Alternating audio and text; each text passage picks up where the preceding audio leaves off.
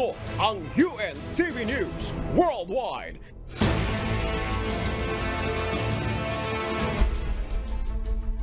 Tsawon, Tadyahaw! Hello sa iyo, Maris. Good to see you again. Magandang umaga sa ating mga kasambahay. At syempre, good morning, Kuya. Time check po muna tayo. Ngayon ay alas 4:32 ng umaga sa Pilipinas. Magandang umaga sa ating mga kababayan sa Pilipinas. Yes, Amiel, kumusta na? Magandang hapon naman dito sa Western Hemisphere. Ngayon ay araw ng Huwebes, November 30, 2023. Mula sa Tsubay, Taiwan, ako si Amiel Pascual. At mula naman dito sa Round Rock, Texas, USA, ako naman si Marie Peñaranda. Maghahatid sa inyo ng mga umatikabong balita mula sa iba't ibang panig ng mundo. UNTV News Worldwide sa ating Global Headlines. Migrant smuggling sa Niger tinanggal ng military junta ng bansa.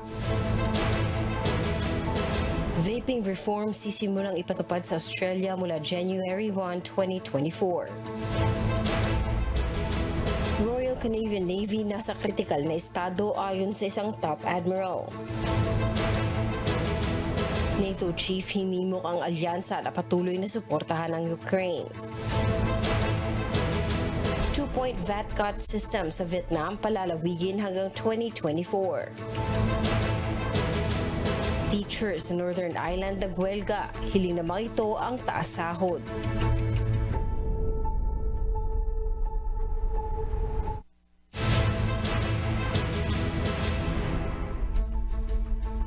Una sa ating mga umatikabong balita, binawi ng coup leaders ng Niger ang migrant smuggling law.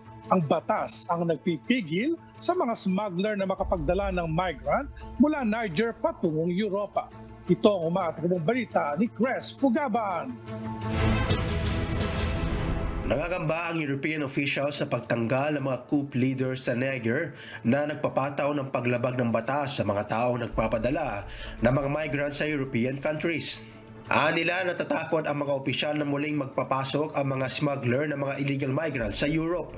Ang nasabing batas ay walang taon nang epektibo sa pamamahala ni President Mohamed Bazoum, ngunit tinanggal ito ni General Abdurrahman Tichani, isang key person sa kudeta sa Niger. Ang nasabing batas ay nagkikriminalisa sa mga mahuhuling nagpapadala ng asylum seekers sa Europe mula sa Africa. Pinabagsak ng isang coup si President Bazoum na siya nakipag-ugnayan sa European Union upang mapigilan ang ganitong gawain. Prinoklama naman ni General Abdurrahman Tichani ang kanyang sarili bilang bagong head of state. Sa isang pahayag, sinabi ni General Tichani na ang batas umanong ito ay hindi sumasang-ayon sa interes ng mga Niger at mga mamamayan nito. Samantala, sinamahan naman ni UE Foreign Policy Chief Joseph Borrell ang US at France sa pagtanggi sa pagkilala kay General Tichani bilang leader ng bansa. Lahat din ng budgetary aid sa Niger ay suspindido indefinitely. Chris Fugaban, UNTV News and Rescue. Diyos ang aming sandigan, serbisyo publiko ang aming pinahahalagahan.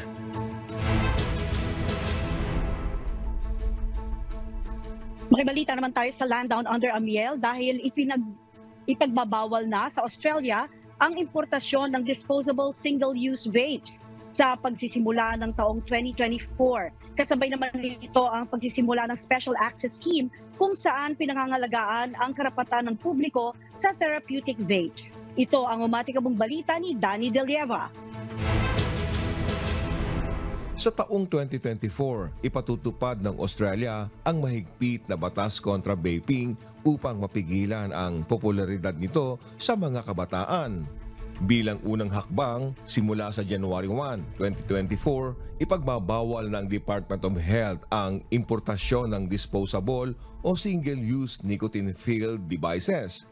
Pagsapit ng Marso, mas palalawigin pa ang mga ipatutupad na hakbang kontra sa vaping, tulad ng ban sa personal importation ng vapes, kasama na ang pag-angkat ng non-therapeutic vapes, pati refillable devices.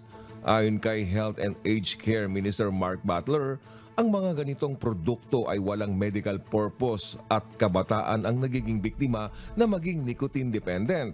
Ang vaping aniya ay isinulong sa mga pamahalaan bilang therapeutic at hindi bilang recreational product, lalo na para sa kabataan. Dapat namang kumuha ng lisensya at permit ang importers mula sa Office of Drug Control bago mag-import ng produkto for medical purposes, ayon din kay Minister Butler.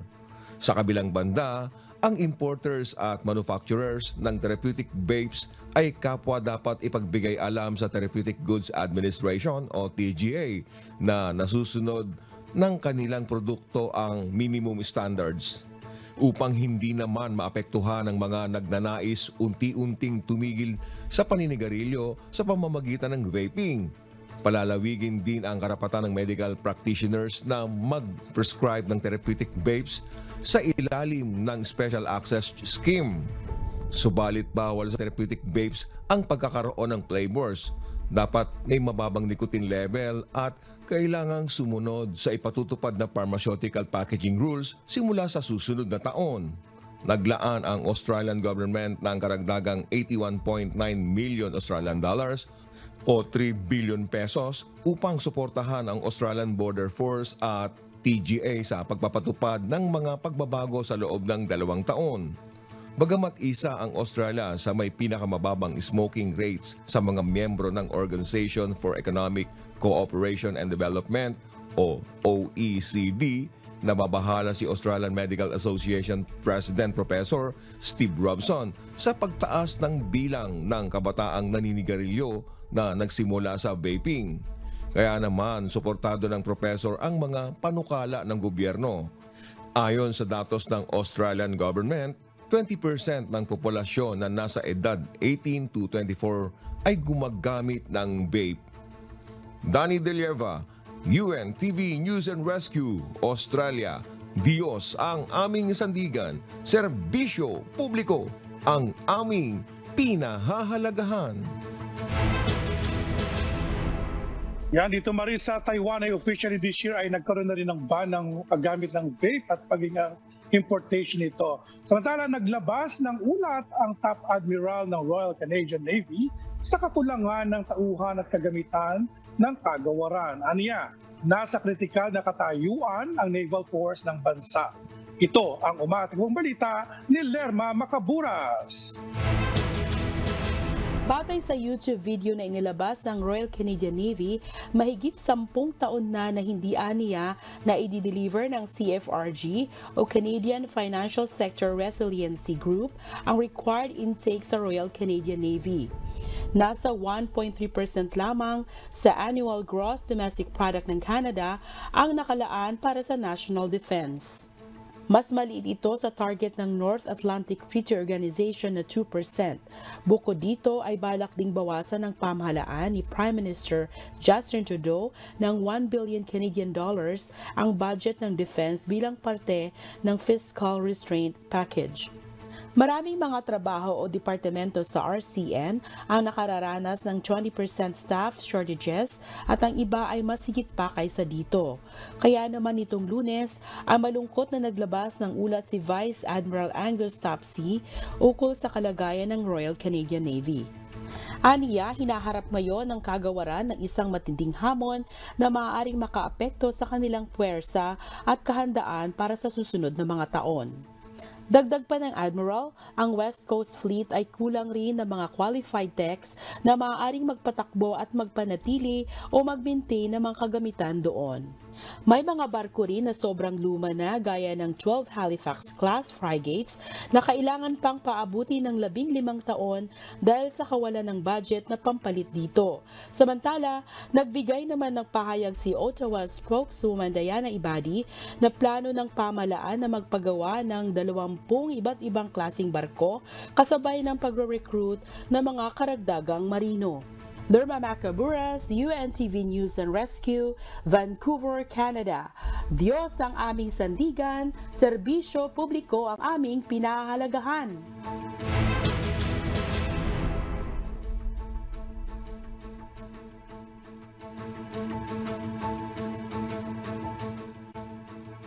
Muling hinimok ni NATO Chief Jens Stoltenberg ang mga kaalyado nito na ituloy ang suportang pinansyal sa Ukraine.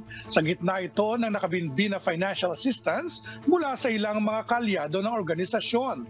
Mula sa Calgary, Canada, may umatikbong balita si Imelda Andrada live! Hello Imelda, ano ba ang indikasyon ng pagkabinbin ng mga financial assistance para sa Ukraine? Amiel, ayon kay NATO Chief Jens Stoltenberg, kailangan ituloy ng NATO at ng alliance ito ang war funding sa Ukraine para mapanatili ang security interest ng mga ito. Ayon sa ilang eksperto, ang pagkakaantala sa pagpapadala ng tulong pinansyal ay maaaring indikasyon ng pagkapagod o fatigue dulot ng gyera na tumagal na ng 21 buwan. Tiwala naman si NATO Chief Stoltenberg na patuloy na susuportahan ng Estados Unidos ang Ukraine dahil pabor ito sa security interest ng Amerika at naayon ito sa kasunduan ng alyansa. Ganito rin ang naging pahayag ni US Secretary of State Antony Blinken na isa sa sinagawang two-day summit na naglalayong mas mapagtibay pa ng mahigpit ang suportang bigay ng bawat isa para sa Ukraine. Ngunit sa kasalukuyan ay may $61 billion proposed budget ang Amerika na tulong para sa Ukraine na hindi pa naipasa ng Kongreso at $50 billion naman na nagmumula sa European Union ay hindi pa rin naipapasa dahil sa pagtutol ng Hungary. Samantala, umabot na sa mahigit $40 billion o mahigit 2.2 trillion pesos security aid ang kabuang tulong na naipadala ng United States sa Ukraine at nasa 38 billion naman mula sa European Union. Amiel? Imelda, nananatili pa rin talaga ang suporta ng Canada sa Ukraine. Pero ilang billion ba ang ipinangako ng Canada ng tulong ngayon sa Ukraine? Yes, Amiel, mula noong February 2022 na pagsalakay ng Russia, ang Canada ay nakapag-commit ng higit sa $8 billion sa Ukraine, kabilang na ang mahigit sa $1.5 billion na tulong militar. Amiel? Alright, maraming salamat, Imelda Andrada, live mula sa Calgary, Canada. Nagpasya ang pamahalaan ng Vietnam na palawigin pa ang VAT reduction scheme sa nakatakdang mag-expire sa katapusan ng taon. Lain nitong tulungan ang mga consumer sa patuloy na pagtaas ng mga pangunahing bilihin. Ito ang umatikbong balita ni Axis Salem. Palalawigin ng pamahalaan ng Vietnam ang Value-Added Tax Reduction Scheme nito hanggang sa susunod na taon. Ang mga goods at services na may 10% VAT ay magiging 8% na lamang, gaya ng una na ipinatupad noong 2022. Layo ng VAT cut na matulungan ang mga consumer na maging affordable ang mga bilihin sa gitna ng inflation at upang suportahan at makabawi ang mga negosyo na lubhang naapektuhan noong pandemya. Aprobado na ng National Assembly ang extension ng 2-point VAT cut sa mga goods at services na magpapatuloy mula sa katapusan ng taon hanggang June 2024. Hindi kabilang sa VAT reduction ng real estate sectors, banking, telecommunications, refined petroleum at chemical products na sakop ng special consumption tax. Ayon sa Minister of Planning and Investment ng Vietnam, na siyang nagrekomenda ng VAT reduction extension, patuloy na nahaharap sa economic difficulties ang bansa. Aniya, ang VAT cut ay hindi lamang magbibigay ng dagdag sa purchasing power ng mga consumers. Magbibigay din aniya ito ng psychological impact sa mga mamimili na siya magpapasigla ng demand sa merkado at increase ng consumption. Samantala, batay sa government data, bumagsak ng 6.4% ang exports ng bansa mula noong isang taon. Bunsod ng mahinang global demand sa mga produkto gaya ng garments, smartphones at electronics. When TV News and Rescue, Diyos ang aming sandigan, sa bisyo publiko ang aming pinahahalagahan.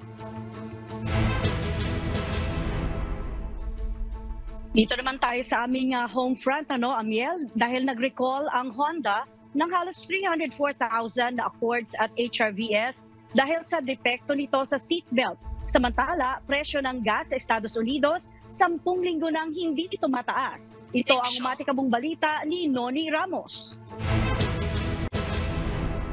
Inanunsyo ng National Highway Traffic Safety Administration at Honda ang depekto sa seatbelt para sa ilang mga 2023 at 2024 versions ng Accord at HRVs. Kaya naman ni-recall ang nasa 304,000 units ng dalawang model na ito. May nawawalang pyesa sa seatbelt na maaring magdulot ng pag-malfunction nito kapag nangyari ang isang aksidente. Dahil dito, maaring maapektuhan ang ekonomiya at reputasyon ng Honda. Sa ngayon, wala pa namang naiulat ng mga aksidente o pagkamatay na ang sanhi ay ang depekto. Samantala, 10 linggo nang hindi tumataas ang presyo ng gas sa Estados Unidos. Para sa presyo ng gas, mahabang panahon na ito ng hindi pagbabago. Malaking sanhi ng hindi pagbabago ng presyo ang panahon ng taglamig dahil mas mura ang pag-produce ng gasolina sa taglamig kaysa tag-init. Bukod dito, bagamat mataas pa rin ang inflation, mas mababa na ito kaysa ng nakaraang taon at maaring nakatulong sa mas mababang demand para sa gas. Nang Martes, nasa 15 estado sa US ang may presyo ng gas na mas mababa pa kaysa $3 kada galon. Noni Ramos, UNTV News and Rescue. Diyos ang aming sandigan, serbisyo publiko ang aming pinahahalagahan. Balitang Amerika pa rin tayo, nakipagpulong ang White House sa mga gumagawa ng respiratory syncytial virus o RSV vaccines. Ito ay upang masiguro ng pamahalaan na may sapat na supply ang mga ito. Ito ang umatabang balita ni Daryl Angeles. Nagkita ang mga senior officials ng Administrasyong Biden at mga manufacturer ng respiratory syncytial virus o RSV vaccines noong Lunes, November 27. Ito ay upang matugunan ang pangangailangan ng mga mamamayan sa bakuna, lalo na ngayong paparating na winter ayon sa White House. Layon din ng pagpupulong na mapagkasunduan ng para sa demand sa susunod na taon sa mga gumagawa nito ay ang Sanofi at AstraZeneca. Karaniwang nagdudulot ang RSV ng mild cold-like symptoms na maaaring maging malala sa mga sanggol at matatanda. Sinabi ng White House na kabilang ang meeting nitong Lunes sa mga nauna ng in-person at virtual meetings na tumutukoy kung papaano magiging available ang mga bakuna sa mga sanggol. Samantala, sinabi din ng US Centers for Disease Control and Prevention o CDC na pinabilis nito ang paglalabas ng mahigit 77,000 na additional doses ng gamot na Beyfortus ng Sanofi at AstraZeneca para sa RSV. Ito ay upang makaiwas sa sakit ang mga sanggol at maliliit na bata. Patuloy ang pagtaas ng mga kaso ng RSV sa bansa sa kalagitnaan ng Oktubre, pinakamataas ito mula Enero ng taong ito at ayon sa CDC, nasa 4,952 ang naitala nitong kaso ng RSV noong November 4, 2023. Daryl Angeles, UNTV News and Rescue. Diyos ang aming sandigan, serbisyo publiko ang aming pinahalagahan. Makibalita naman tayo, Amiel, sa Europe dahil maraming mga paaralan sa Northern Ireland ang magsasara ng kalahating araw dahil sa isang teacher strike. Bukod dito, magsasagawa rin ng isang araw na welga sa Biyernes, December 1 ang mga taga-suporta ng mga guro. Ito ang umatikabong balita ni Gerard Moral. Nagwelga ang mga guro mula sa 5 unyon sa Northern Ireland ng kalahating araw dahil sa hiling na taas sahod ng mga ito. Walang anumang pagtaas ng sweldo ang mga guro sa Northern Ireland sa humigit kumulang 3 taon. Maraming mga guro sa England, Scotland at Wales ang kumikita na ngayon ng mas mataas kumpara sa Northern Ireland na nasa parehong antas. Sa Miyerkules, ang National Association of Head Teachers o NAHT kasama ang 4 na iba pang unyon ay sasali sa ikalawang pagkakataon sa taong ito. Ang pay dispute ay nagpapatuloy sa loob ng 18 buwan. Noong February 2022, tinanggihan ng mga unyon na manggagawa ang panukalang sweldo mula sa mga employer para sa mga taong 2021 to 2023 na nagsasabing ito ay hindi sapat. Ang mga kawani na hindi nagtuturo ay nagwelga sa loob ng 1 araw noong Nobyembre dahil sa kakulangan ng progreso sa mga reforma sa sahod at mga pagbawas sa paggasta sa edukasyon. Ang tala na nilagdaan ng mga school leader sa buong Northern Ireland ay humihiling kay Prime Minister Rishi Sunak na makialam at magbigay ng funding para sa pagtaas ng sweldo ng mga guro. Sa Biyernes, magsasagawa rin ng 24 oras na welga ang mga manggagawang sumusuporta sa paaralan na magdudulot ng higit pang pagkaantala. Mangyayari ito kasabay din ng welga ng manggagawa ng TransLink na nangangahulugang maaaring mawalan ng serbisyo sa tren o bus sa buong araw. Gerard Moral, UNTV News and Rescue. Diyos ang aming sandigan, serbisyo publiko ang aming pinahahalagahan.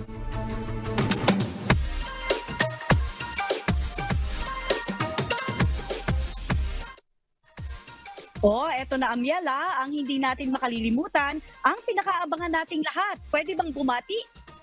Pwede. Yes, at narito naman ang pagbati ng ating kababayan.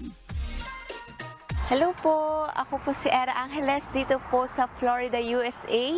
Pagbati po sa mga kabataan po sa lokal ng Paliparan at sa aking mama po sa Cavite. Gayon din po sa aking mga kapatid, Gabi, Lake at si Oliver. Hello po sa inyo.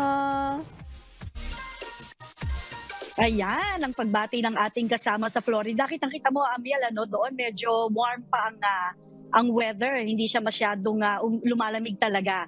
Dito naman sa atin ay malamig na, pero babatiin na rin natin, una sa lahat, ang ating kasamang si Abby Valdez. Happy Sabbath Day sa iyo at patuloy kang samahan. Gayon din, Amiel, binabati natin ang ating mga kababayan dito naman sa Texas, USA, kung saan talagang nakatutok sa ating mga programa sa UNTV. Gayon din ang mga mahal ko sa buhay dyan naman sa San Pedro, Laguna, ang aking mami, si Mami Josie Maufit, ang aking anak na si John Michael Peñaranda, at gayon din ang aking isa pang anak dyan naman sa Calamba, Laguna, na si Tricia Hurtado. Gusto ko rin batiin ang ating kasamang si Binoy, na nasa Japan naman, Amiel. Magkakalapit yata kayo dyan At syempre gusto ko rin batiin ang ating mga East Coast USA na mga seniors. Kasama natin sila palagi, Amiel, sa ating mga community services at community prayers gabi-gabi. Ayan. At syempre ang aking mi amor na nandito, nilalamig. Nasamahan niya ako ngayon kasi may maganda itong ating lugar dito, Amiel, sa Round Rock, Texas, dahil may free wifi naman. Yan. Go ahead, Amiel. Marie, mukhang maganda talaga yung background mo ngayon. As usual, nasa Gasubaybay sa Taiwan. At syempre kay Nanay Elena Yang na laging bumabati at nagpapabot ng kanyang pangungumusta. Hello daw kay Mary Jo. At ganun din sa ating mga katasugid na taga-subaybay. Syempre sa aking barangay sa Silang, Cavite, aking nanay na lagi nanonood, at ang aking mga teachers na nagpapabot din ng kanilang mga pangungumusta. Sa ating mga November celebrants, ito rin sa Taiwan at sa South Korea. Yan, Marie, tawagin na natin si Amigo Sherwin na tayo ay nakibalita. Ano ba yung ating mga abangang mga humahataw na balita sa Pilipinas? Good morning, amigo! Hello. Good morning, Amiel at Marie. Gusto ko ring batiin yung aking kapatid, si Lulu Pulubong. Ayan. Birthday niya ngayon, November 30, Bonifacio Day dito sa ating bansa. At dahil Bonifacio Day, ay meron ng iba't ibang mga labor group na nagpahayag na magsasagawa sila ng Bonifacio Day protest ngayong November 30. Ayan. So isa yan sa ating mga humahataw na balita. At yun ding issue doon sa civilian convoy dyan sa West Philippine Sea, hindi papayagan ng Philippine Coast Guard o PCG na makaabot sila o makarating sila doon sa BRP Sierra Madre kung saan nandun yung ilang tauhan ng Armed Forces of the Philippines nga na nagbabantay doon sa ating teritoryo, Amiel at Marie. Amigo, ito talaga isa rin sa napakalaking balita na binabantayan din sa Pilipinas yung tension nga sa pagitan ng Pilipinas at China at maging dito rin sa Taiwan. Amigo, kami ay lagi rin nililigid nitong mga Chinese warship at talagang meron ding banta ng itong ginagawa ka ng China dahil nga sa nagiging relasyon ng US at Taiwan sa kanilang mga sinasagawa ding mga military drills. Kaya kumbaga parang nakaka-relate kami dyan sa ginagawa sa nangyayari dyan sa atin sa Pilipinas. Marie, ano bang masasabi mo dyan, Marie? Oo, alam mo, lagi din tayong nakaantabay dyan, lalo na nung nag-circle dyan ang US Naval Fleet recently, no, katatapos lang ng kanilang at na medyo nagulo nga ang mga bansang China at North Korea. Nakaantabay tayo dyan, nakita natin ang mga naging activities naman ng US Navy. Pero dito naman sa US, bukod sa dyan, katulad ng balita kanina, magandang balita dahil patuloy na bumababa at hindi nga tumataas. Hindi ko naramdaman at 10 weeks na pala yung nakalipas na steady ang presyo naman ng gasolina dito sa US. At gayon din, maraming mga bagay na mabababa, maraming sale dahil sa mga holidays na darating. Kumusta ba ang balita ng mga 13th month pay dyan naman na amigo sa Pilipinas? Yan ang mga inaantabayanan natin noon nung nasa Pilipinas tayo, di ba? Oo. Ang alam ko, nitong buwan ng Nobyembre, nagbigay na yung mga government employees nung kanilang 13-month pay. Maaga. Kaya, maaga nga naibigay sa kanila. Pero meron pa silang inaasahan pa yata this coming December na cash gift. So, kadalasan ganun naman ang nangyayari. At maaga nga binibigay sa kanila para at least magamit na rin nila para dun sa kanilang pamilya. Ayan. Kaya maraming mga government employees happy sila. Gano'n, Mel. Amigo, isa rin pala sa nakita nating balita kahapon sa itong balita tungkol doon sa Smartmatic. Meron din pala silang issue na kinakaharap ngayon. Kaya ko lang naman naalala dahil ito kasi ginawa sa Taiwan yung mga makina ng Smartmatic. Kaya lang meron silang issue nga patungkol doon sa nakaraan na eleksyon. Sana naman ma-resolve yan dahil syempre, dyan yung integridad ng boto nating mga kababayan. Dahil kahit naman sa ibang bansa, amigo, gumagamit na rin ngayon ng Smartmatic para dun sa mga lugar na maraming mga kababayan tayo, kagaya sa Taiwan, sa Singapore, sa Hong Kong. Malaking bagay kasi, Amiel at Marie, yung automated election. Mabilis. Mas maraming mga Pilipino yung naniniwala naman doon sa nagiging resulta niyan. Kaya lang, yung issue nga dyan sa Smartmatic na napakinggan nga natin, merong ilang mga nagsasabi na hindi na dapat isama yung Smartmatic doon sa mga pagpipilian na para gamitin sa susunod na halalan dito sa ating bansa. Dahil nga dyan sa ilang mga issue na kinakaharap ng Smartmatic, Amiel at Marie. Alam nyo, amigo, at saka Amiel, nung una tayong maka-witness, maka-experience din ng pagboto dito naman sa US, napaka-smooth, mabilis. Dahil nga ang lahat ay automated na, hindi na sila, kumbaga, hindi na katulad natin na nag-a-adjust from paper and pen to automated.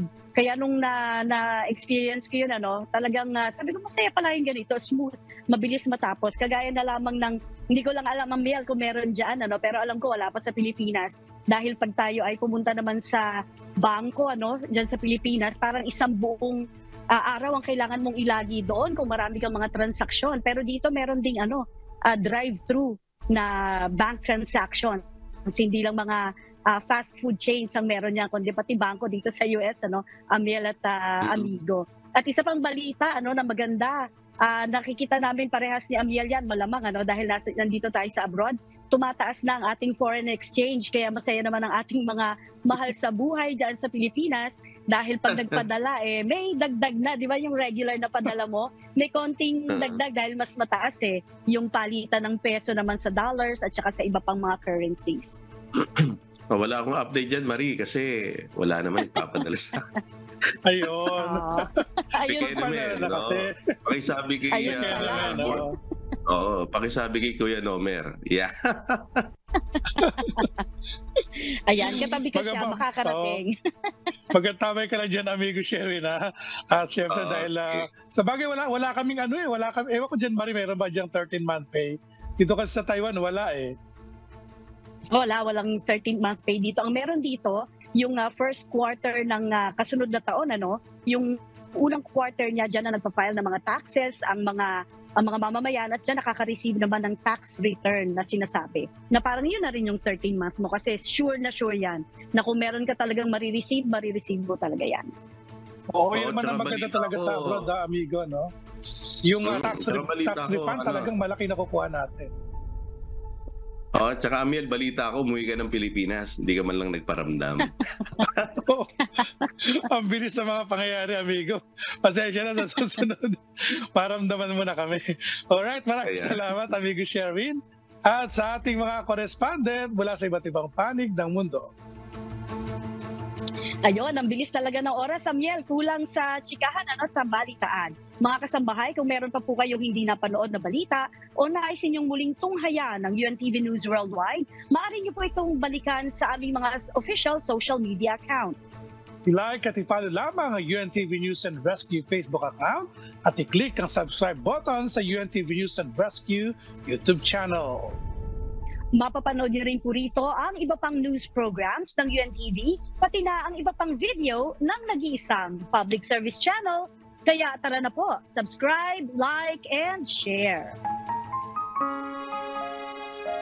At narito naman po ang mga salita ng Diyos na maaari nating baunin sa pagpapatuloy ng araw na ito na susulat sa Book of Proverbs chapter 21 verse 24.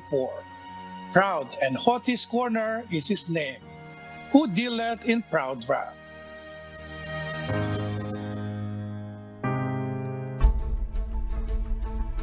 Salamat po sa Diyos sa kanyang mga salita at salamat po sa Diyos sa araw na to. At yan po ang mga umaatikabong balita sa iba't ibang panig ng mundo ngayong umaga ng Huwebes, November 30, 2023.